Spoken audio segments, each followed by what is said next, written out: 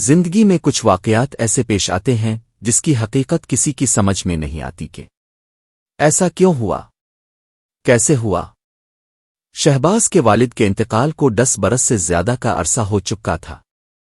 اس نے اپنی زندگی میں بچوں کے لیے اتنا کچھ کر لیا تھا کہ اس کے انتقال کے بعد بچوں کی ضروریات زندگی کے حصول میں کوئی دقت پیش نہیں آئی۔ ایک بڑے تجارتی مرکز میں اس کی کئی دکانیں تھیں اور مختلف اشیاء کی دکانیں تھیں اور بہت اچھے طریقے سے چل رہی تھی۔ کچھ دکانیں اس نے کرائے پر بھی دے رکھی تھی جس سے اچھا خاصا کرایہ وصول ہوتا تھا، اور کچھ دکانیں وہ خود چلایا کرتے تھے جس میں اس کے بیٹے اور کچھ نوکر اس کی مدد کرتے تھے۔ اس کی پسندیدہ دکان وہ تھی جس کو پہلی بار اس نے خریدا تھا، اور وہ دکان اس کے لیے بہت ہی برکت والی ثابت ہوئی، اور چند برسوں میں اس نے کئی اور دکانیں خرید لی۔ وہ اکثر کہا کرتے تھے کہ میری یہ دکان میرے لیے بہت بختاور ثابت ہوئی ہے، میں اسے کبھی بھی نہیں بیچوں گا، اور وہ خود بھی زیادہ تر اسی دکان میں بیٹھا کرتا تھا۔ دکان بڑی شاندار تھی، وسیع تھی اور سامان سے بھری ہوئی تھی۔ اس کے انتقال کے بعد بیٹوں نے اپنے والد کی تصویر بھی وہاں آویزہ کر دی تھی کہ ابا کو اس دکان سے بہت محبت تھی، اس لیے ہم اس دکان پر خاص توجہ دیں گے۔ شہباز کے والد کا نام قاسم تھا۔ قاسم کے اور بھی 3 بیٹے اور 2 بیٹیاں تھیں۔ سارے بچوں کی شادیاں ہو چکی تھی۔ بڑا بیٹا شہباز باپ سے زیادہ اٹیچ تھا، اور باپ کی وفات کے بعد اب وہ خاص طور پر اس دکان میں بیٹھا کرتا تھا۔ باپ کے جاننے والے ان کے اکثر دوست دکان پر آتے تھے۔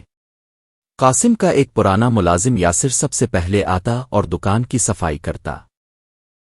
وہ بھروسے والا ملازم تھا، اس کے پاس دکان کی چابی بھی تھی، وہ سب سے پہلے دکان آتا، اس کی صفائی کرتا اور شہباز کے آنے تک ساری چیزوں کو درست حالت میں رکھتا۔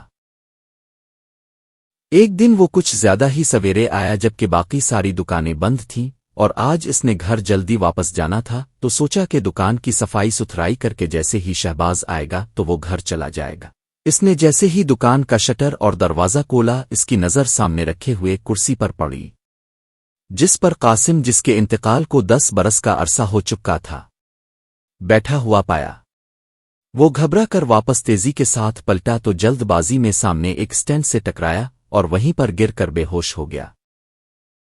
معلوم نہیں کتنی دیر وہ وہاں بے ہوش رہا، اور ہوش اسے تب آیا جب آس پاس کی دوسری دکانیں بھی کھولی گئی، اور ان دکانداروں نے یاسر کو زمین پر بے ہوش پڑے ہوئے دیکھا تو سب اس کے پاس پہنچ گئے۔ نبض چیک کیا گیا، کسی نے ہلکا سا پانی چھڑکا، اسے آوازیں دی گئی اور بلاخر یاسر ہوش میں آ گیا۔ اس نے جب آس پاس دیکھا کہ بہت سارے دکاندار اس کے پاس کھڑے ہیں تو اس کا خوف قدرے کم ہوا، اور لوگوں کے پوچھنے پر اس نے بتانا شروع کیا کہ انہوں نے مرحوم قاسم کو اپنی کرسی پر بیٹھے ہوئے دیکھا، اور جیسے ہی اس کی آنکھیں قاسم مرحوم کی آنکھوں سے ٹکرائی تو قاسم مرحوم اسے دیکھ کر مسکرا رہے تھے۔ اس کے بعد کیا ہوا اسے کچھ معلوم نہیں۔ اسی دوران شہباز بھی دکان پر پہنچ گیا، اور یاسر نے اسے سارا واقعہ بتا دیا۔ یاسر کو کسی کے ہمراہ اس کے گھر بھجوا دیا گیا، اور شہباز اور اس کے بھائیوں نے اپنے طور پر مختلف لوگوں سے اس بارے میں معلوم کرنا شروع کیا کہ اس کے والد کا تو 10 برس سے یعنی زیادہ عرصے پہلے انتقال ہو چکا ہے، تو وہ دکان میں اپنی سابقہ جگہ پر جہاں ان کی کرسی ہوا کرتی تھی وہاں بیٹھے ہوئے کیسے نظر آئے۔ کسی نے کہا کہ آپ کے مرحوم والد کو چونکہ اپنی دکان سے بہت محبت تھی اس لیے اس کی روح یہاں آئی ہوگی۔ کسی نے کہا کہ جناب انسانی شکل میں آتے ہیں، یہ جنات ہوں گے۔ بہرحال ہر کسی نے اپنی اپنی رائے دی، لیکن آج تک معلوم نہیں ہو سکا کہ وہ کون تھا۔